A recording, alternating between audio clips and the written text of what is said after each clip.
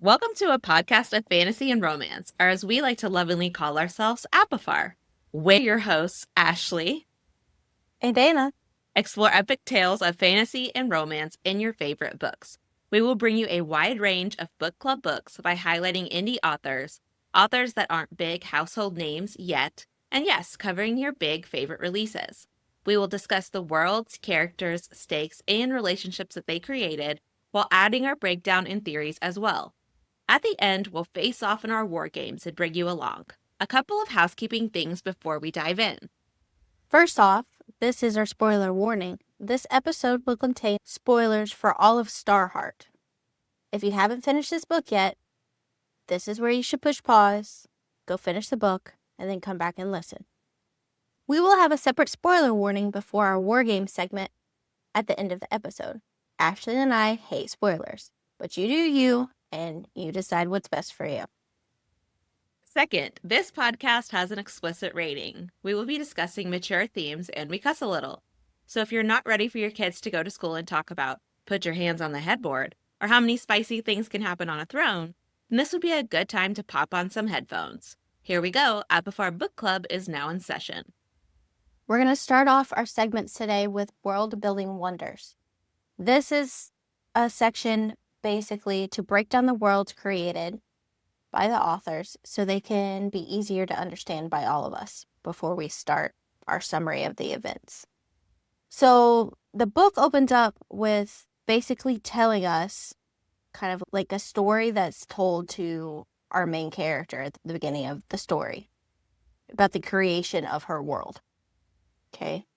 The tale is rumored to be about this world that there's a lot of chaos, there's no rules or laws, there's wild animals running amok, and there's three brothers that decide they want to wrangle the chaos, and they are the first ones to kind of like start claiming and creating an organization and a civilization in this wild world. So it's peaceful for now, but we'll see what happens. The three brothers are the youngest, Ezra, and he commands the waves, the water. He was a master of the naval combat. The middle brother is Eworia. He was great at battle and arson. He scorched away monsters. The oldest is Adarnia. This brother mends wounds. There's no weapons that he uses, and he does no harm. He's a healer and compassionate soul who traveled behind his brothers, offering healing and aids to the victim of their war. The continent is called Illyria, and there are 3 provinces. Each one is basically named after one of the brothers and kind of what they were good at and what they represented. So the youngest, like I said, was Azuria, and he commanded the waves. So he is part of the north and is the closest to the ocean. They are a very aquatic agriculture, and there is a warden of the north section. They are a protector of Illyria from the creatures of the Altum Ocean and beyond. Okay, so then we have to the east, Eworia, named after that brother. It says he was into killing shit and fire. That's kind of like what that side of the nation looks like. So there's like a volcano called Emberon, which is said to have forged Illyria with the lava and fire at the beginning of time. There's a ruler in the east, also a warden, and they are sprinkled with wealth and weapons in that part of the nation. Okay, so then we have to the southwest, we have Adarnia. It's named for its rich soil and prosperous vegetation, nourishing all 3 provinces with food, basically. So they're all about the land and providing food to all the nations. And that is where the ruler of this continent lives. It's the king or the queen of Illyria. And they live there in the capital of this of this nation. So that was what our main character, Stella, of the book Starheart, knows about her land, her world, which is called Ania. But then there's also, she says, a myth that she reads about in her notebook, which says that there is a land of milk and honey named Myera, and that there were 6 sisters that ruled it. And there's Vyasis of the summer court, the Shiros of the autumn court, Zayenta of the winter court, Thesphi of the spring court, Umbris, who is ruler of dark and shadow, and that is the Arcostos court, and then Dasthus is just guardian of the light, and that is the Aramis court. So that is the Fey world, which they call their planet or their world Vita. Stella knows it as Ania. And then her continent is Illyria. And then all of the provinces we went over for them. So next we're going to do our chapter chats where we do a summary of what happened and just interject every now and then if we've got comments. So we already did what the prologue covers, which is the world building. So our story opens up on Stella being coached through her daily prayers with her resident grouchy priestess, Dani. Dani critiques Stella's posture and tells Stella that her slouching could cause a famine, which I thought was weird. Through these critiques... That is the best quote of the book so Did far. you really? Well, so yeah, that far. was my best quote. Well, yeah, it's in the very beginning, but that's the funniest quote. You liked that that one how the I best? like the funny quotes. That Yes. was the funniest part that I like. Yes, she said and that. also that priestess is a jerk face. She is a jerk face. Worst character, obviously. Okay, so through these critiques and prayer practices, we learn that the princess wears a veil, and she has been pretty sheltered in the palace. So her coming out as heir party, that's what I called it, is coming up, and she'll finally be revealed to the kingdom.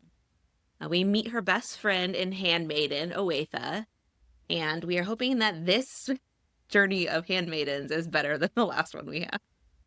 So we learn that Stella has golden hair and eyes, but most of the people in Illyria have brown and green eyes. Stella has been made to put drops in her eyes that turn them brown to hide their true color.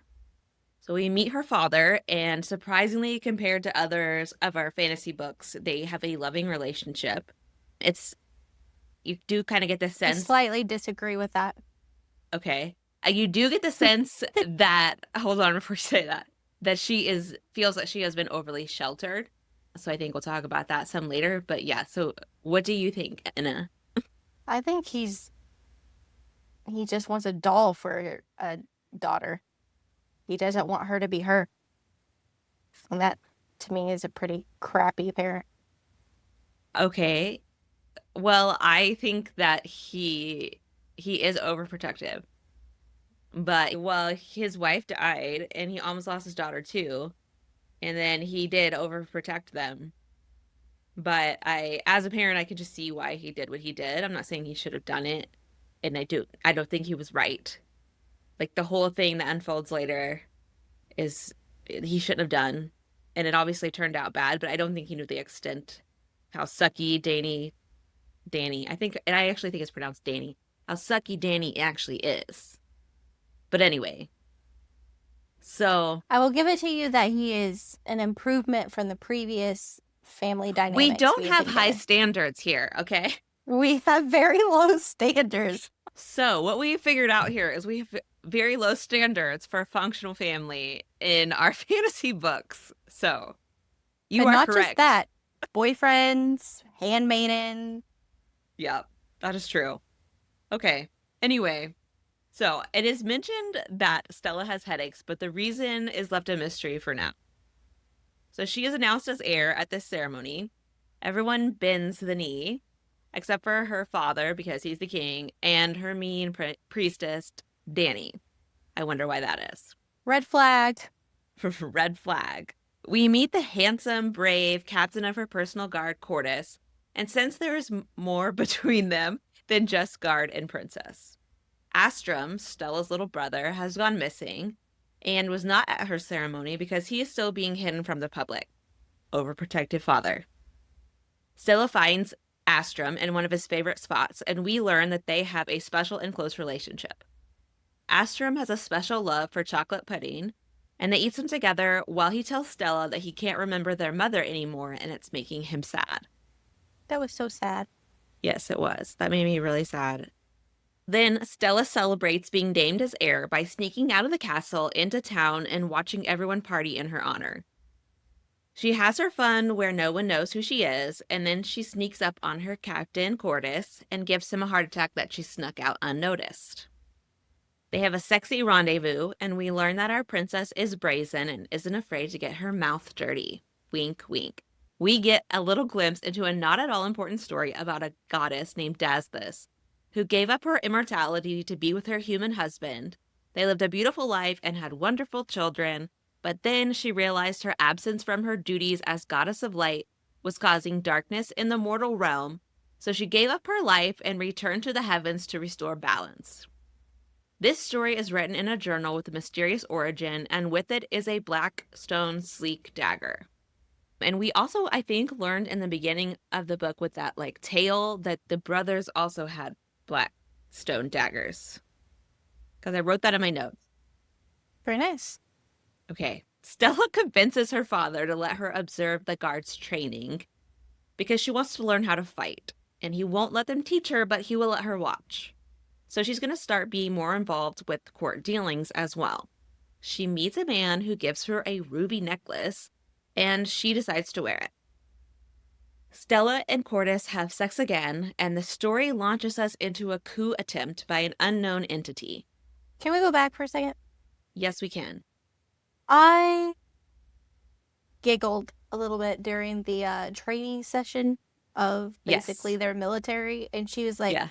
I need like some volunteers to come near me to watch. Yeah. Like, you're too far away. Go. Right. Yeah. Can you do it again? And they're like, me? Yeah. Like, yeah, you, come on. I know, I actually like that. She like took it into her own hands. She was like, okay, they're like putting me way over here. And no, it's not gonna work for me. So come on. I also I like how she said, maybe you can show me some moves later, Cordis. Mm-hmm. I don't like Cordis. And I was also a little confused by him. But did you not like him? Okay, go back to the guards. It's also those two guards that end up showing her their training regimen come back later, and I like that part. Yeah, I liked that they came back later and she remembered their names. She's a good little ruler. Now, did you not like Cordis this whole time, or is it later on? I just kind of thought he was weird. That's like good for you. Slightly sus. I did not catch any sus from him. I was not suspicious of him at all, which, you know, I'm not sure what that says. But anyway, I did write down after like having read the whole thing and going back, he mentions to her that there are guards waiting for them. Because I was like, in the end, when it's revealed that he's been working with Malum the whole time, I was like, well, maybe he wasn't actually going to take her to the guards that were waiting. But then he says that to her, so I think he was. So then I was disappointed. They kill her sweet little brother, and they are still after Stella. I did not go into great detail because that part made me very sad. Anyway, she, Aoife, and Cordis escape through a secret tunnel into the woods. Cordis is attacked by a mutt, and Stella believes he is dead, so they flee to a nearby town to hide. I'm still not quite sure what to think about the mutts. Obviously, we don't know a whole lot about them, really, except they're like two different things. But they seem like they were specifically chasing Stella, and I wondered why. I could be wrong about that. Did you think they were chasing her? I kind of thought they were chasing her, which makes me think that there's something about her that, like, there's something about her that they're attracted to in, like, a good way, but also, like, a bad way. Like, maybe, like, there's a curse on them, and the curse can only be broken by her, but also the curse also causes them to want to attack the only person that can, like, fix the curse. Yeah, maybe. Hold on. Go back. Did you write down what the mutt says? No. What did the mutt say? He calls her curse breaker. Do you He remember that? does. I do now. Okay, so he calls her curse breaker. Maybe that's So why I wrote that there's down. like a it's like a beast, right? He's a Yeah. beast, and there's like a moment of clarity before the beast takes over again, and it says curse breaker to her, and she's confused, and then he starts trying to attack her again, Okay. and she rolls down a hill and gets separated and all this kind of stuff. Yeah. Okay, I did forget about that, so I'm glad you brought that up because I also mentioned I don't even know if this is much less interesting and it may have nothing to do with the story later on, but there were a couple of bioluminescent moths that she saw during her like fleeing to the town, and I thought that that was interesting because I mean it sounds cool and it happened more than once, so I don't know if that'll be something. It feels a little bit like the little people, and I say that as in like the little people, little fae from Mm-hmm. like Throne of Glass, or like the little there's other fae books that we've read where there's like a small fae Yeah. that's like very foresty and very nature related. And Yeah. I kind of feel like that might be like they're attracted to her. Yeah. I could see that. So a nice family shows them kindness and makes them leathers. They give them a place to stay, but the men from the coup pursue them to this town as well. So the family then gives them horses to escape. So this is a very nice family. They as in Stella and Owaitha have a harrowing experience where they go into the river. Owaitha almost drowns. They lose a horse. And then I put that Stella does one of the best fictional jobs of CPR without any medical knowledge that I know. I would probably just recommend checking the carotid pulse next time first. That's what I put. Because I know she Very good. listened at the chest, but we gotta lay those fingers on there. Yeah. Okay. They head to Azura, where a fierce warrior woman named Mika saves them from some scumbags and takes them in. So this town brings them trouble too, and Owaitha is kidnapped by traffickers. She's taken aboard a ship, and Stella decides that she's going to follow her no matter what. And Mika decides that she is going to go and help her, which I thought was really nice because she just met him. I think she just met them, but I also think she knew who Stella was. Yeah. And I But don't but I think she also was like trying to follow Stella in a I'm going to take advantage of the situation kind of thing. More of no. I've been raised correctly and I want to do the right thing and I want to help these women who obviously need my help because I have more Yes. training than they do. Yes, again, I have low standards. I really But like Anna this does it. character. No, I really do. But I was just saying, like, she said she was raised right and did the right thing. And I guess I don't expect people to do the right thing, which is sad. Maybe I should not do chapter chats. There's I some like it. cynicism in here. Okay, did you have anything else to say about that part? I thought at this point in the book, I was very confused on like, who the coup is because we've only learned that we have the three providences Mhm. that are all like underneath her rule. Like, who's the other people in this whole entire world that would be taking, like, trying to overthrow her, right? Agreed. I was confused about that. And at this point, it was very random that people entered the town and started taking people into slavery. It's very random to me. So this was like a third of the way through the book. So at this point, with what the information we've been given in the book, I decided at this point that this was a book that was going to be about trafficking, which is totally fine. So I just thought like one of the big problems in their world was trafficking because they just up and got trafficked. And it does seem like that is a big problem that they deal with. So I was also not sure who did the coup, and I was just like, I'm just gonna roll with this being about trafficking. So that's where I was at. What I did learn is that Stella has definitely been sheltered and she has no idea what's been going on in her and whole, like, the future nation she's going to rule. Yeah, so Stella is our main like story person, and she has no idea what's happening. So neither do we. But so during their adventure at sea, they found themselves among some terrible men that do terrible things to these women and children that they've trafficked. And men, I think.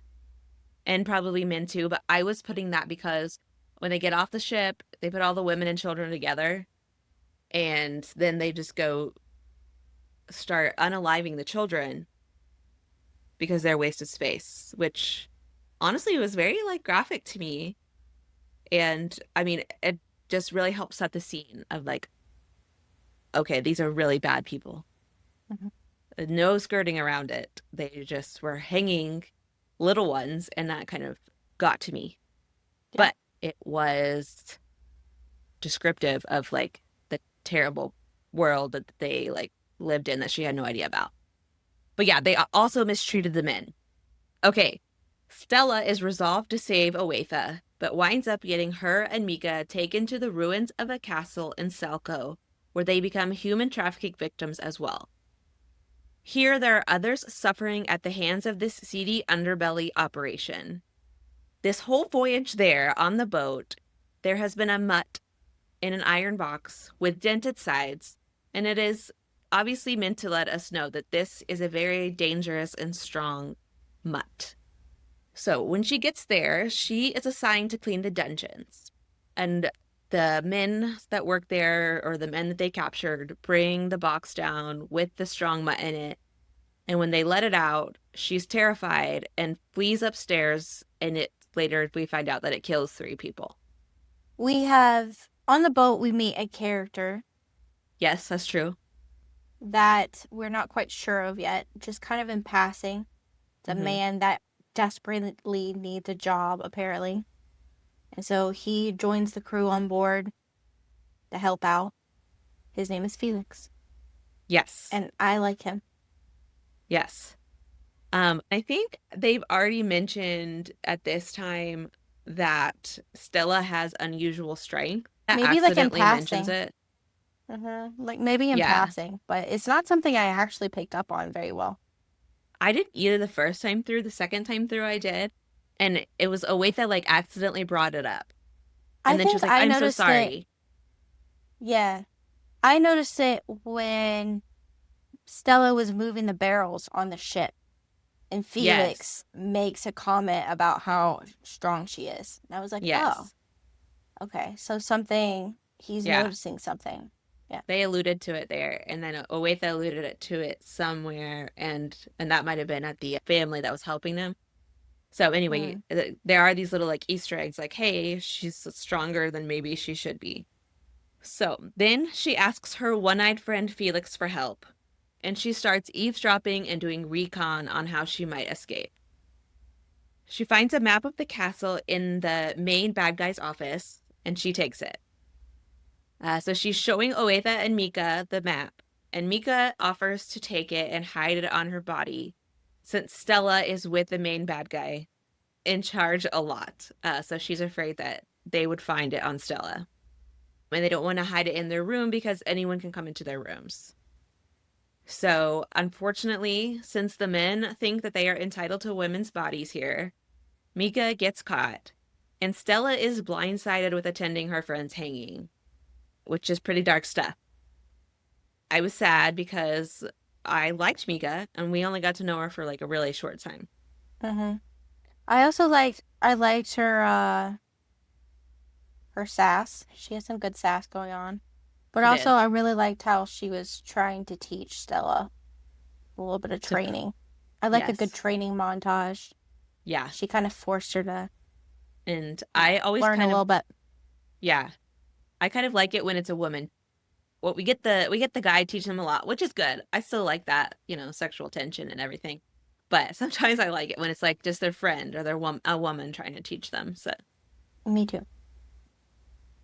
So Stella confronts the women that they work with in the kitchens that knew that Mika was going to be hanged and didn't tell Stella about it. And she scares them, which I thought was pretty funny. But she's furious about their complacency and how they are just so used to the things that happen to them here that I mean, she realizes later on. They're just trying to keep their head down to survive.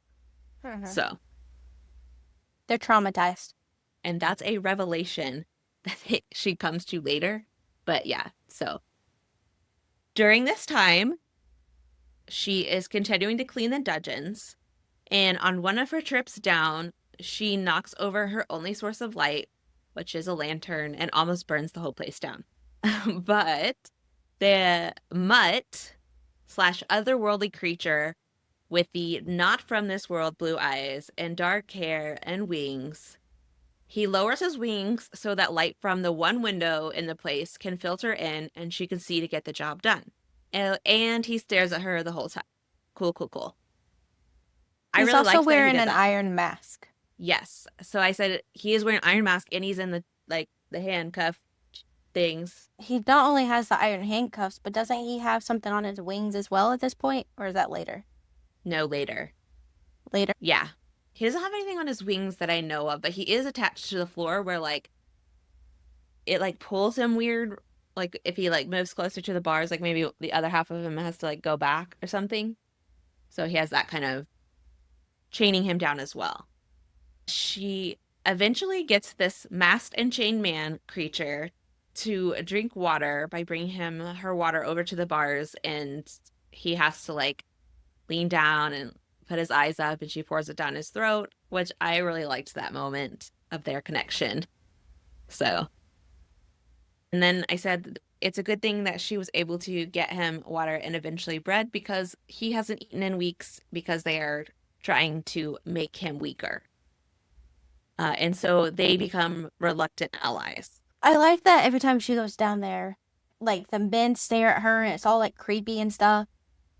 Yeah. But like that's creepy and they're like taunting her and like wanting to touch her and stuff. But then we have our mutt in the cage that also stares at her, but it's not as creepy to us. No, because he is Kind of. obviously handsome. Okay. He's obviously handsome and he's trying to look out for her because I think there was like one part where there's a man that tries to touch her hmm and the monster in the cage basically warns everyone not to touch her Yeah, he like by like rattles his growling and chains or rattles. Yeah, yeah, growling yeah. or something. Yeah, I liked that part. I like that part too. Yes. And I like So, that it's not only like when she needed light that he'll give her light. Like there's a couple other times where she like falls apart and he tries to comfort her with light or whatever. So yeah, it's he not continues just to at do that it. one moment in time. Yeah. Yeah, he continues to do it, which is really nice. And I thought it was really sweet. And I liked that part of their like relationship. I just remembered there was one time she's going down there because she's like sweeping and stuff in this dungeon. And I like how she's like sweeping and then he's just like, I'll help this girl out and just like whoosh, his wings just to blow all the dust away. Do Yeah, I you was remember wondering, that? okay, yeah, in that part, did I was wondering, was that help or was he help? I thought it was trying to be helpful. I think so too, but I was like, okay, did that help?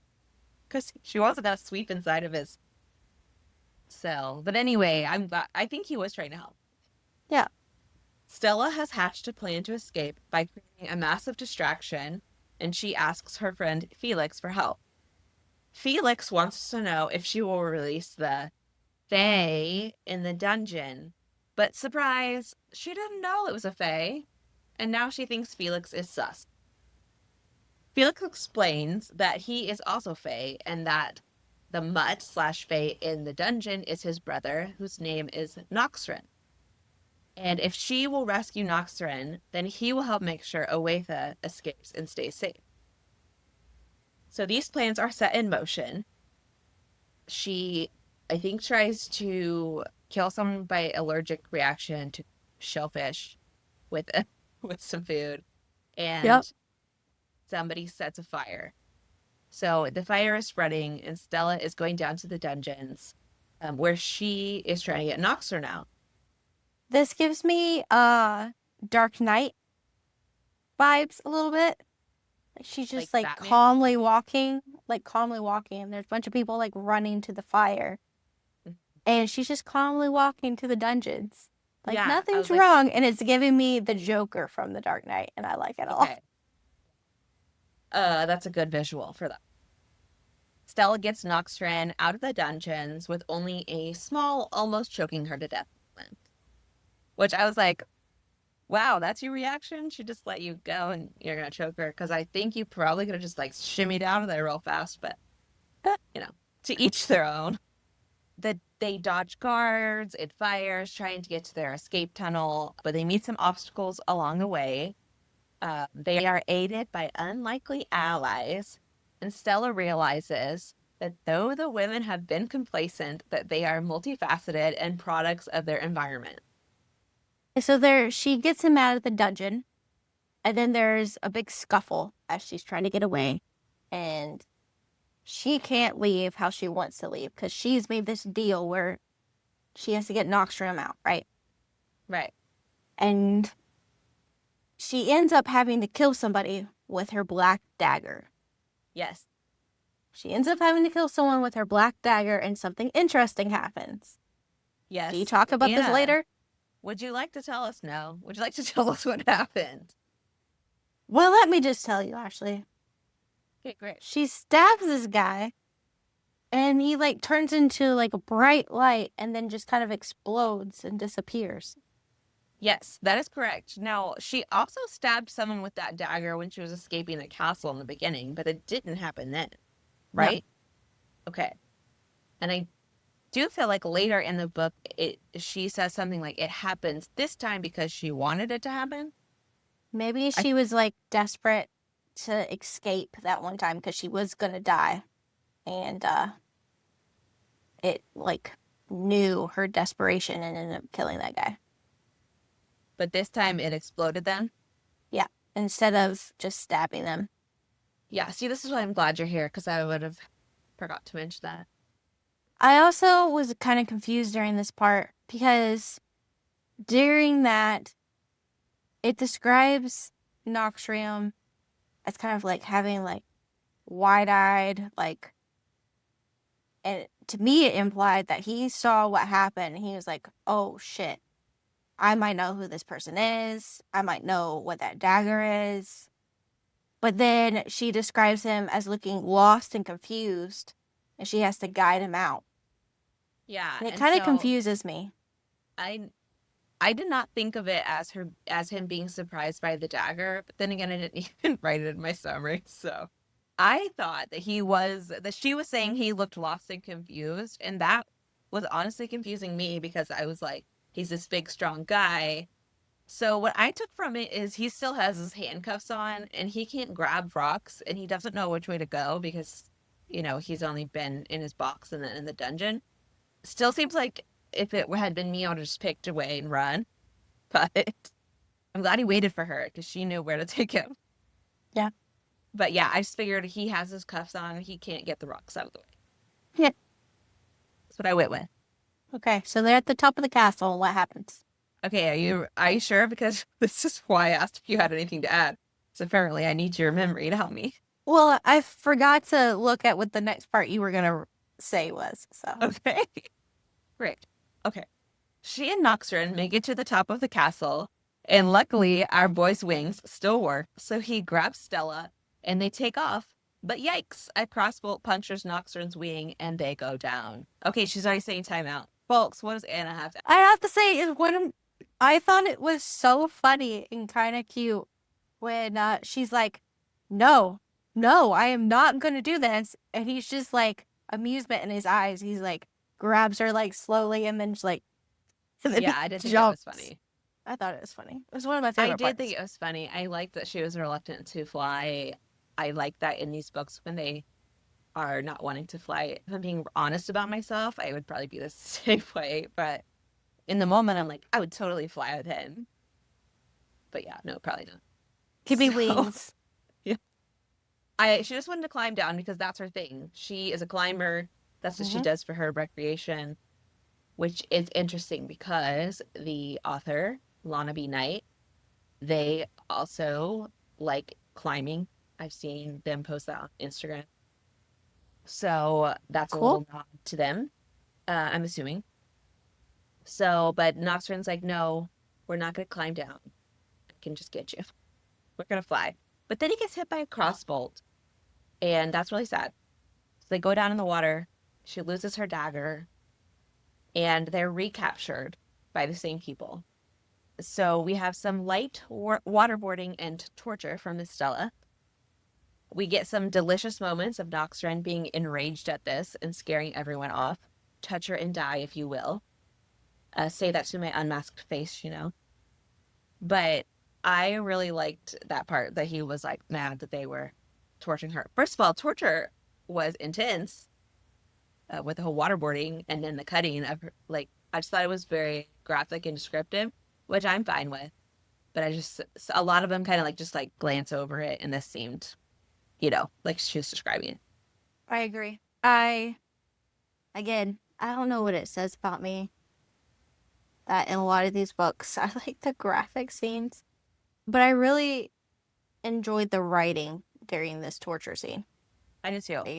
I liked when he became enraged and wanted to, and he scared them off basically from her. They had to run out of the dungeon. They were so scared. So I really like that. And I liked that he was like, he did that. He kind of like got them to run away, and then he just like laid his head on the bars and just watched her. He's just trying to convey like he was concerned about her. Yeah. And then that woman that she had met before, I can't remember her name. Do you remember her name? But she could help her No. with her wound, like stitch up her arm. And Noxren was like scaring her too. And Stella's like, "Hey, Noxren, she's gonna help me." Like, and you just cool off for a minute. So I liked that too. Yeah. But so this was a good scene. So the guy who gave her the ruby necklace back in the beginning of the book, after her naming her as heir ceremony, he shows up. He shows up because he's a collector that collects rare things, and he's there to buy Noxren. They've been talking this whole time about a guy that was going to come, the collector, and buy Noxren. And so he's there. They're going to show him Noxren, and he sees Stella. And it turns out that he is the same guy that gave her that ruby necklace. So he says, well, I'm going to buy this girl as well. And of course, they try to say, no, she's not for sale, but he offers them an insane amount of money. And so they basically have to say yes. And then he asks for a moment with them alone, which they eventually agree to. And he says, what is the crown heir of Illyria doing in the dungeons, right? Or something like that. I Yeah. liked that part. But anyway, his name is Malum, and he lives on top of the volcano Emberon. So he's going to take them with him. And Stella makes Malum promise not to hurt Noxren. And then Malum drugs her to take her to his home. And he has a very lame excuse as to why. Don't you agree? He was like, because it's dangerous and I needed to get you away. I was like, Yeah. no, that's not good. He was sketch from the very beginning. I didn't like him. Red flags. Red flags. But I was also kind of confused on who exactly he was.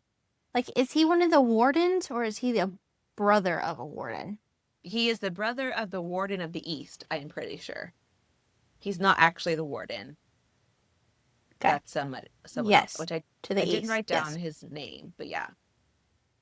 But I'm glad that you said that he lived in Awaria.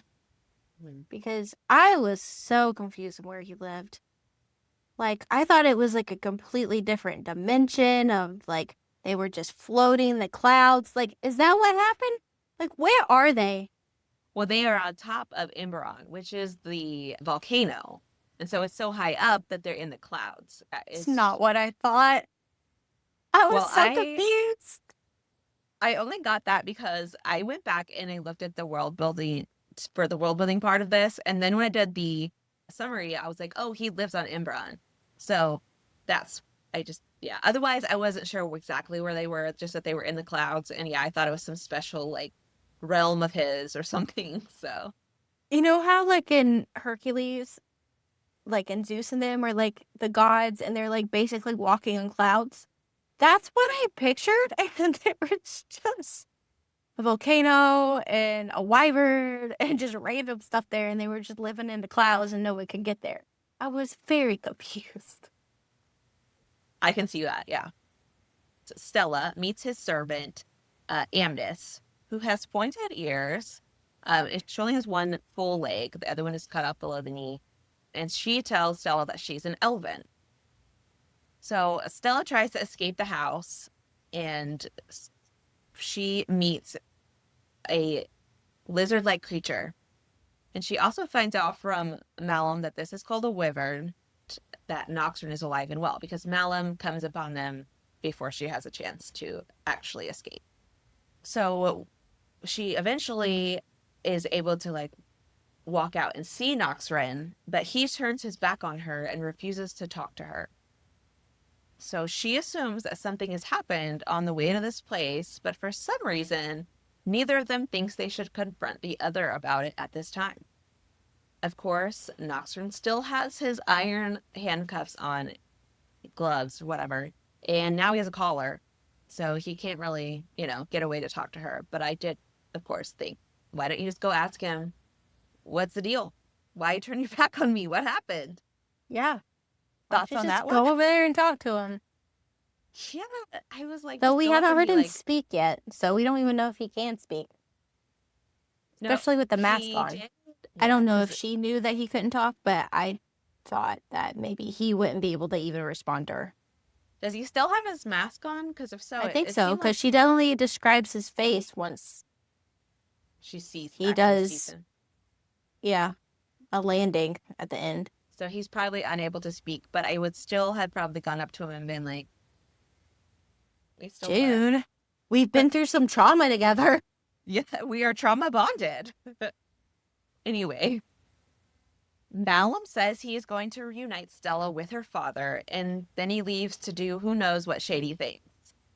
So Stella almost pieces out, but she stays because Amnis begs her and says that Malum will hurt her if Stella escapes. So another major red flag of this guy. So then she gets to this place where the wyvern is close to her. She tries to run away from the wyvern and falls into the hot springs, and she emerges unscathed.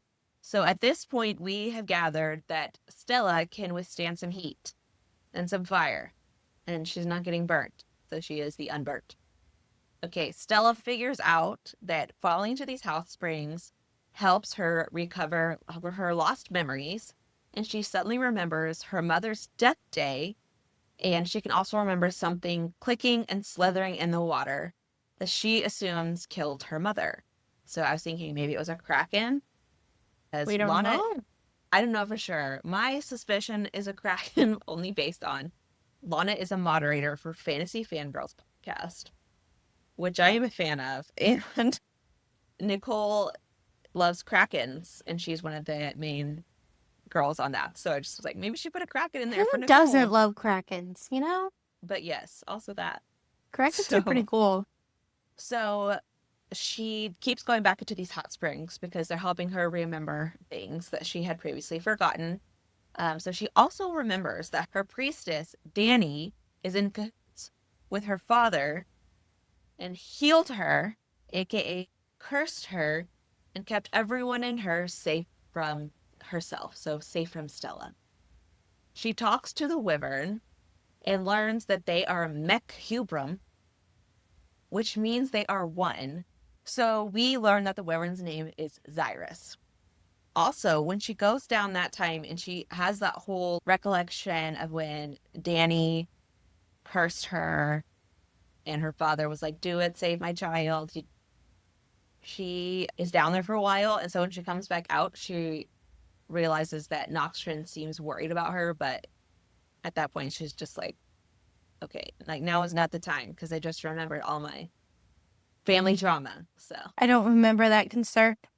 Good call. well, I thought it was concern. He was like looking and like, what is she Watching doing? Kind her of and thing. stuff. Yeah, I took it as concern, but maybe it wasn't. I was confused by this point. I was confused why they wanted to curse her or take away her memories. I didn't understand it. At this point, what I thought was that whatever her father was trying to protect her from was some kind of power within herself that they were trying to keep her from remembering that she had. So they implied that she killed her mother.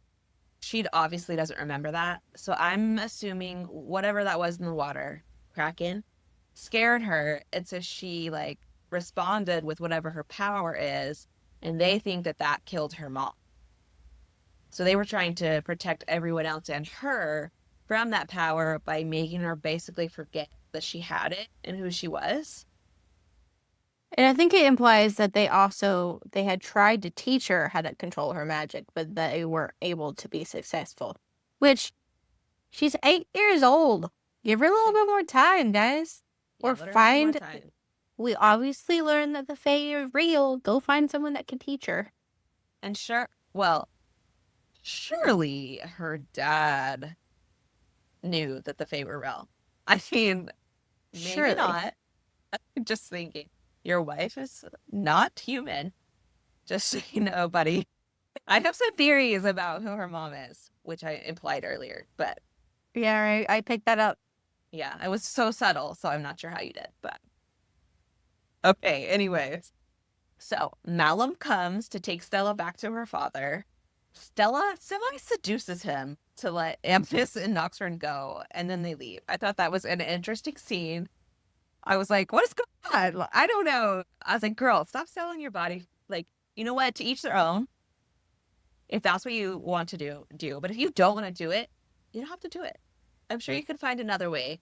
I just didn't understand that part either. I was so confused the half of this book. Because, like, why would he even agree to that? I felt like he caves way too easily. I think Like, he loved her. Well, not loved her. Let he me was take in that back. love with the idea of the power that she could give him. That's it. Yes, she wanted to be. He wants to be king. He wants to be in control. And so basically, anything that she says, because his plan this whole time is to marry her, even though she doesn't know that. I'm convinced, even from like when he gave her the necklace, that was her dad's plan. Do you think so? Say that again? I think that in the beginning, when Malum gave her that ruby necklace, Mm-hmm. before everything went to shit, Mm-hmm. that the plan was always for her to marry him. Yeah. Yeah. I can see that. So Like, he was going to manipulate the king into giving his daughter to him. Yes. yeah, so he's like, "Oh, you want me to let these two Fae go? Sure, whatever." But But see, he's I do know, named the collector. Why would he yeah, give up? Like, he maybe wants he has power, other. He does. but he also loves these collections because he has power over those collections. So why would he give up two of his biggest collections? I don't Well, get it. It doesn't make sense.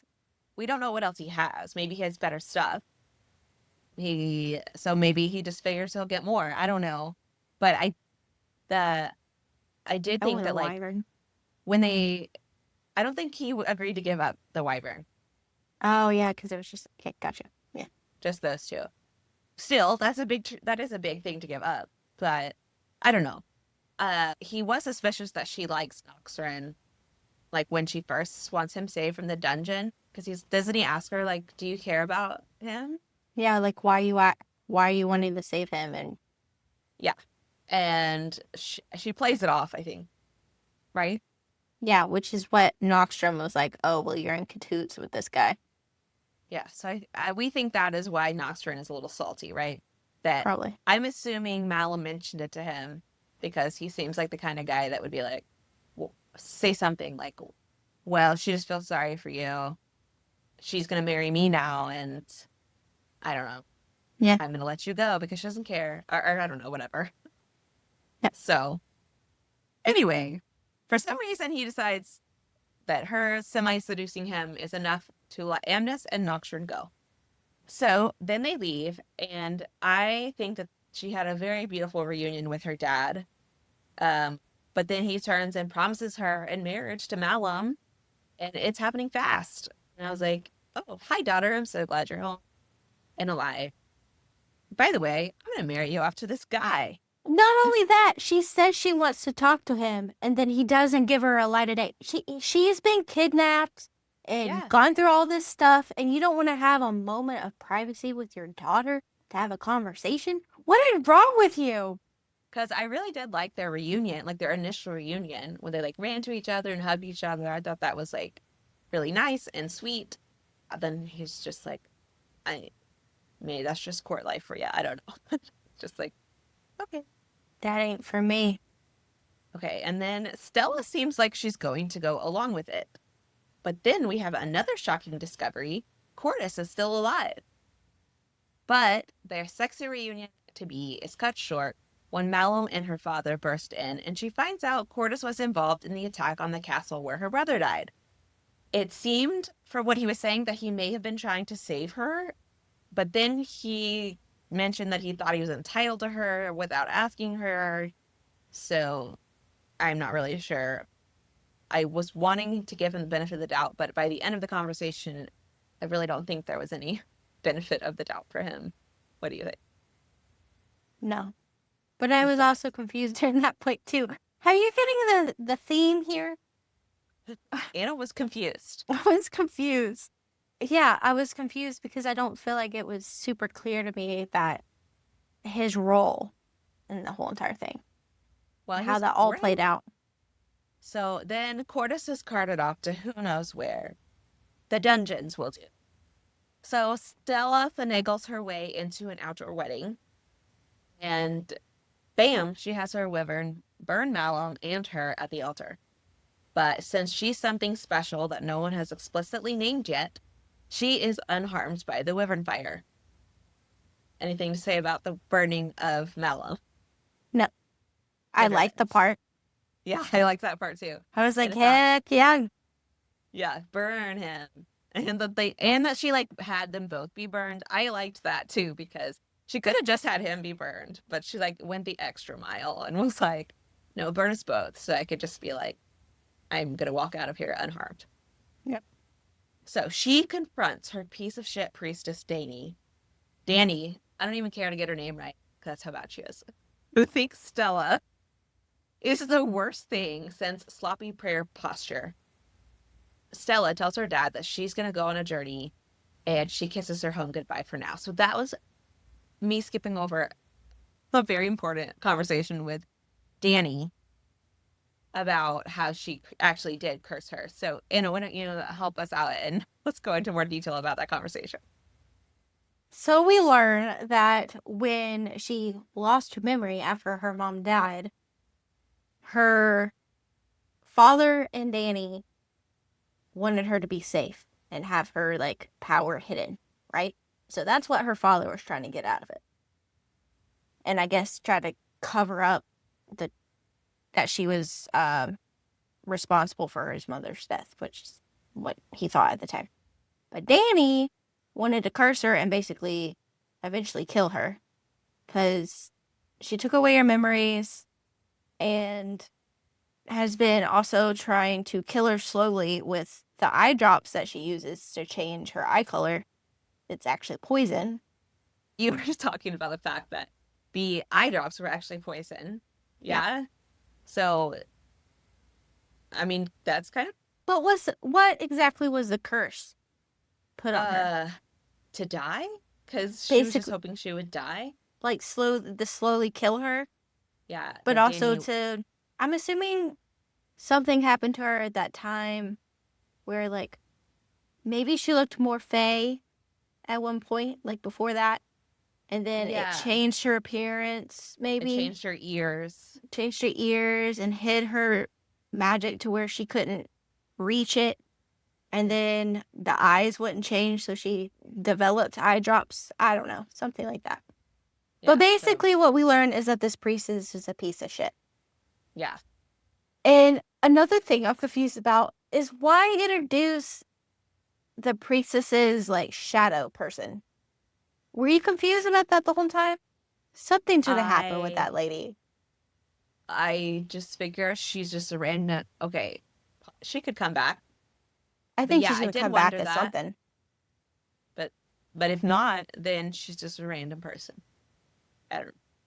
Because that one guy, her teacher, shows up before the wedding. At a store. Yes. Shows up before the wedding and tells her basically what he's found. He's found treasonous letters that have been written by who? Danny? I thought it was by Danny. Danny? Or was it the apprentice of Danny? I was confused at that part too. Okay, I thought it was Danny. It might have been Danny. It makes sense to me because I still don't know what this priestess's assistant is supposed to do. So I'm not sure if this is why they brought up her apprentice, but it says, Surf continued. As I was pulling the last of Demira's books from the case, a chest fell over and spilled out with these letters. I thought you might wish to know. So he's pulling the apprentice's things and a chest fell over. So whether that was the apprentice's chest? Right? It's confusing. That's why it made me think. I was like, was that the only reason the apprentice was there? Is to be the person with the letters? Yeah. I didn't even think about that. I don't know. Maybe we'll learn more about it. Maybe we'll find out more about Demira later. Maybe. But I thought it was Danny that had the letters, but maybe it was Demira. It was her stuff that he was trying to get. So yes. Okay. So finally, Felix and Oaitha show back up safe and sound. They've collected Amnis somewhere along the way. So they catch up with Stella, and then all of a sudden, Nocturne slams down on the ground and is salty as fuck about who knows what, because we still don't know what happened for sure in between those two, because she was knocked out, so it's really not her fault. So he nicknames her Peach, so I think that's going to be her nickname. I don't like it at this point. Well, he's saying it not nice, so it's, yeah. No. He tricks her into making a bargain for the Tenaire, which is the little glass orb that Malum had in his collection of things. And it seemed to draw Stella to it. And it was like glowing, right? So Nocturne tricks her into making a bargain for this Tenaire, but he's supposed to give her her blade back, her mother's blade, which is the one with the black pointy end. What can I think of? What's a black blade? It was made of black stone or something like that. Yeah. And he doesn't even give her mother's blade back. So then he's just going to take Felix and leave them all there, all those girls. Like, come on, dude. You guys are supposed to be allies. But that's okay, because Stella is a big girl. So she decides she wants to find out more about Mayera, the land of milk and honey, where it seems like her mother is from. And she wants her girl gang to go along. So Oaitha, Amnis, Stella, and Xyrus set off. And Stella says she has an idea, and she cons Nocturne into letting them share his ship. And she does that by using the fact that when you make a bargain with a fae, you have to use very specific language, which I would totally fail at. Would be in a lot of trouble. So he owes her a favor still, because she freed him from the dungeons. And so Stella says that she wants Nocturne to let them on the ship and to drop them off near the court. And I think that the fact that she said near the Aramis court, and it was kind of vague language, will come back to bite them in the butt later on. What do you think? I'm sure it will. They're going to drop him off in the ocean, and he's going to be like, oh, it's like 200 miles that way. So you can swim. I don't know. Anyway. So I think it set it up very nicely for book 2 and some more adventures. But that's it. That's the end of my summaries, which are much less detailed than Anna's. I liked it. Good job. Okay, do you have anything else to add about the summary? So, as she's leaving her home court, her capital, she's burnt dude. Malum. She's burnt Malum to a crisp. But she basically destroys kind of like her castle with her wyvern. And in the last minute, her father is begging her basically not to go and to stay. And she kind of stands up for herself, and she's like, I can't live like this. I need to know the truth. and you can't hold me back anymore, and I really like it. And that is one of my favorite quotes that we'll get to in this next section. Yeah, so what was your rating? What did you think of it, of the book overall? Overall, I gave it 3 stars, mostly because I was confused the whole time. But that might be just because of me. And then for spice rating, it's 0 spice. Yeah, so I gave it a 3.75, and at least for me, and I think for Anna too, when I give a 3-star rating, it is not bad. Some people think that 3 stars is bad. For me, it's like average, like middle. Like three, if I give it a 3, I'm like, yeah, the book was okay. If I give it a 4, I liked it, and if I give it a 5, I loved it. So Yep. that's kind of me. So I gave That's it, basically my same rating system as well. okay, If I'm entertained, it's a 3. yeah, Yeah, and I was that's fair. entertained, Yes. I was just confused. Yeah, if I'm entertained, it's a 3. If I like it, it's a 4. If I love it, it's a 5. Yes. I gave it 3.75. It was almost a 4 to me because I really like this plot. I think this plot is very good. It's very interested in what was going to happen once I figured out what the plot was. I think for me, the first like third of the book, it was also confused as to what was happening. And that could just be because Stella is confused and she's lost her memories to and all of that, and she's been very sheltered. I do not read the synopsis of a book before I read it because that's how much I hate spoilers. So most people probably do read the synopsis. If I had read the synopsis, I don't think I would have been as confused. So instead, what I usually prefer to happen, like in that first part of the book, is to kind of lay it out for me like I'm dumb, or at least like tell me what does the main character think is happening? Because we that's not always what is happening. Surely she learned in some of her lessons with Agistor about the kingdom and like the conflicts that it had. So if we could have just at least known what truths she did have, and the fact that the reason she had trouble remembering was because she'd been in an accident when her mom died, I think that would have gone a long way for me understanding in that first section. Once I actually like figured it out, then I feel like I was very interested because I really liked the plot of her like being captured and her meeting this Fey guy in the dungeons, and he can't even talk to her, but he's just like, obviously got attractive eyes and wants to help her out and all things. So I did like that part. And then I liked that she, hated that she'd been sheltered and was kind of like doing something about it even before the coup, when she was wanting to learn to fight and be involved in meetings. And I did like those things. So I just needed someone to spell it out for me in the beginning. All right. So that's your thoughts on our rating. What were your favorite quotes, characters, and scenes? My favorite character is Stella. I really like the fact that she is ready to be less sheltered and kind of do something about it, and then she really comes into her own at the end of the book. And it is like, I got to figure this out for myself. I'm not going to do this thing that you've planned out for me without asking me. So yeah, good luck with that. I'm going to go do my own thing. Mm-hmm. So I like her a lot. One of my favorite scenes is the dungeon scene when when Stella pours water down Noxtrin's mask for him to drink. I really liked that because at this point, we're already suspicious that this is our main male character. And, he had to be vulnerable with her so that she could give him the drink. Had to decide that he was going to trust her. So I really liked that scene. What about you? My favorite character is also Stella, basically for the same reasons that you said. I like that she wants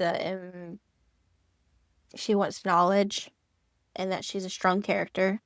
And I feel like in the next book, she's going to really come into her own as she learns more about her heritage and what she is and learns more fighting and somehow gets her dagger back. So, she's Uh, probably my favorite. yeah. My favorite scene, I already said I really like the dungeon torture scene because my soul is black. So I like that part. And yeah, that was my favorite. Why don't you go first on your quote? Okay, I only have one quote because my other quote is the funny one that our evil priestess. This is Stella saying this. Fear will be by my side no matter what I think or want, but I will not let it make me its prisoner. Not when my future holds more promise than my past. I really like Yes. that. That seemed like to be a really big theme throughout the book was not letting fear rule your decisions. Mm-hmm. And so, like, she kept saying, if I let fear dictate my decisions, I won't do anything at all. And that was like repeated a lot. And I like that because those are some good words to live by. I also like that that's something that even with her curse stuck with her from what her mom was trying to teach her. Yeah, I like that too. And there was a quote in there that says something about being fear's master. That might have even been from her mom. I don't know, but basically just conquering your fear, doing what scares you. I liked that as a theme. And then I liked the theme. I found this on Lana's website.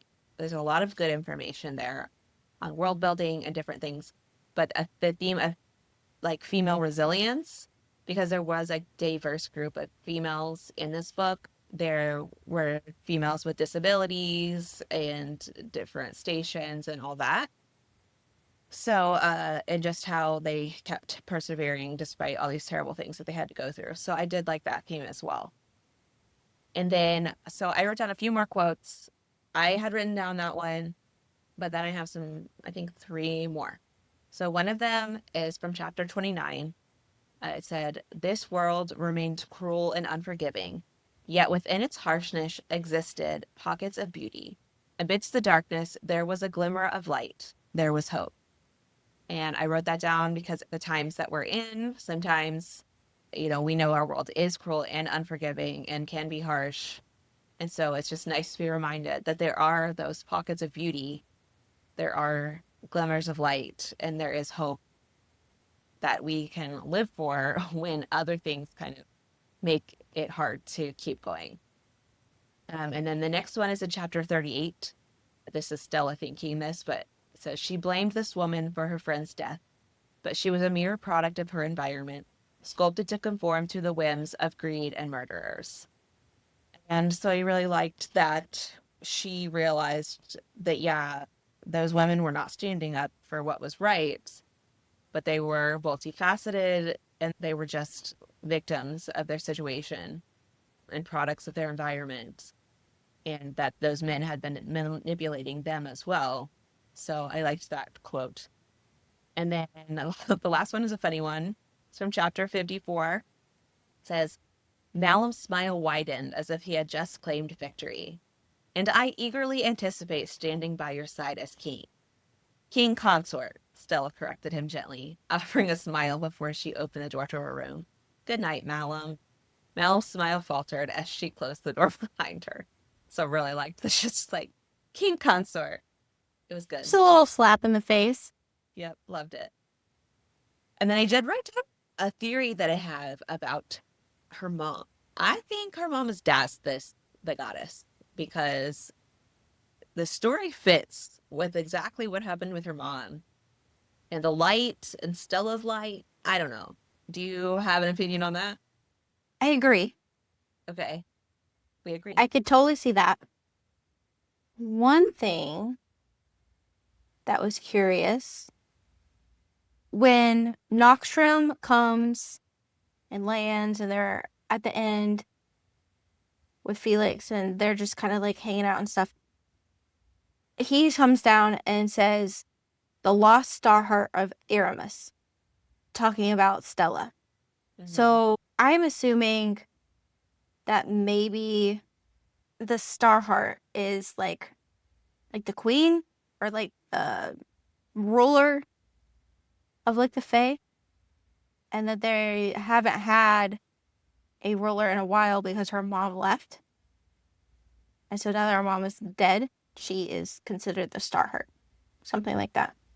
Yeah, so I can definitely see that. And then that could also be like why that mutt called her the curse breaker, and maybe those mutts are actually like sentient beings, and if she breaks the curse, they'll no longer be like rabid or whatever, so they either maybe like turn back into some kind of humanoid form, or they're just those animals, but like not as wild. I don't know. So that could be something. And then in the myth of Dasthus, it says that she decides to go back to being a goddess because without her, the darkness was claiming everything. So I'm like, did she really die? Or did she just have to go back to being the goddess in the sky? I don't know, because I think it could be either way. I kind of think that she really died yeah. and that the darkness is what's taking over the Fae and creating these mutts. Mm, And maybe she and the daughter were on a boat heading to the Fae lands to go back. okay. That And could be it. something happened and the mother dies. And Yeah. maybe like the king, because we have no faith in the fathers or people like that, orchestrated the ship having to like need to turn around or something, but ended up his lover died, his wife died, and only left with a child that he can't handle because he's not Fae. So for this amount of time, since her mother has been the acting goddess, just this disease or this darkness has been taking over part of the Fae world. Mhm. And so when she goes back, when Stella goes back and learns more about her history and stuff, she can somehow take over the role and get rid of the darkness. Yeah. I actually really like that theory. So I'm with you. I'm just gonna tag on to your little smart theory you just said. I'm with you. It's your I think theory, that's, really. well, I like it because, that would make sense. They were on their way back because they were obviously on their way somewhere. And I could see her mom wanting to take her with them. I did think it was interesting when she was chasing Danny at the end and getting her to confess that she was saying we were holding out for your brother because her brother is also presumably half Fae. We do find out that Stella, well, I don't know, no one ever says that she's half Fae, Stella, but I do think on Lana's website it says that Stella is half Fae. I think it goes over some of the different classifications of beings.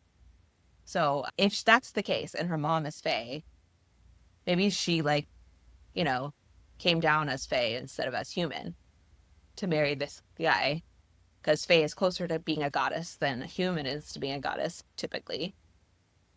So then they have like these half Fae children. So I'm like, why are you waiting for her brother when he is also half Fae? He could also have powers. I don't know. Maybe they just Maybe he hadn't like hadn't come into his found out. powers yet. Does that So make sense? yeah, so then I could see like her wanting to take her daughter back over there, maybe to help train her power if they tried and failed. And so then they didn't make it all the way back because the Kraken or whatever killed her. So I think that's a good theory. And then, like you said, that darkness would be, could be the curse that's causing the Fae to become mutts or whoever to become mutts. And so when she goes over there, she's going to help deal with that because he did call her the lost Starheart of Aramis. And that's obviously something important. Something for it. Uh, I don't the know name of the why book. he wouldn't give her back her dagger. What is up with that? He's mad at her and being an asshole. So, Yeah, but you um, would think like he knows what she is, right? yeah, yeah. So I feel like obviously is going to eventually, but I don't know what is up with him, like why he's mad at her. Maybe he doesn't trust her. Like he did, and now he's like, I don't know if I should trust you because you're gonna go marry this awful person. That sucks. what do you think this orb thing is? I don't know exactly. I don't have a good theory except for that it just reminds me of like in another, I won't say which series, but in another one of the books. It's like keeps memories. So maybe it like can keep some memories, but it could be so many things. I don't know. What do you think it is? I don't know. She's drawn to it. Yeah. And she obviously has some kind of thing with light because Heat. Aramis is the light court and Yep. heat, so maybe some kind of like power that's like light. Huh. I don't know, but I'm excited to find out. Me too. Um, yeah, Night Wither is the name of the second book. So that would make sense if it was like the darkness that she's gonna, like her mom was supposed to take back the darkness, but didn't get to. So now maybe she has to, you know, Uh, get rid of the darkness and has to deal with that. So I don't know. yeah, I can see it. Yeah. When do they have a date of when that book will be released? I don't come out with an exact release date. I just know it's going to be next year. We have a lot of good things coming down the pipeline in 2026. We do not know when book two is coming out, but when we do know, like Anna said, we'll put it on our social media. Something cool that is happening is that Starheart is going to be turned into an audiobook. And I was impressed. I don't know how much I know making an audiobook is not cheap, but Kaya Freites, who is the voice of Violet in the Fourth Wing series for the graphic audio version, is going to be doing the female parts of the book. And then someone that was like Hunt Athalar in Crescent City, I think that's still the dramatized version, is going to be doing the male parts. So I thought that was pretty, like, that seems like good people to have do the audio. Yeah, So I'm excited to listen to it. that's cool. But yeah, so that's coming out sometime this year, I think, and then next year for the second book. All right, so our next segment is War Games. And for this War Games, we have both chosen a character. And we're going to have 5 yes or no questions asked to each one of us to try to figure out what character the person has chosen.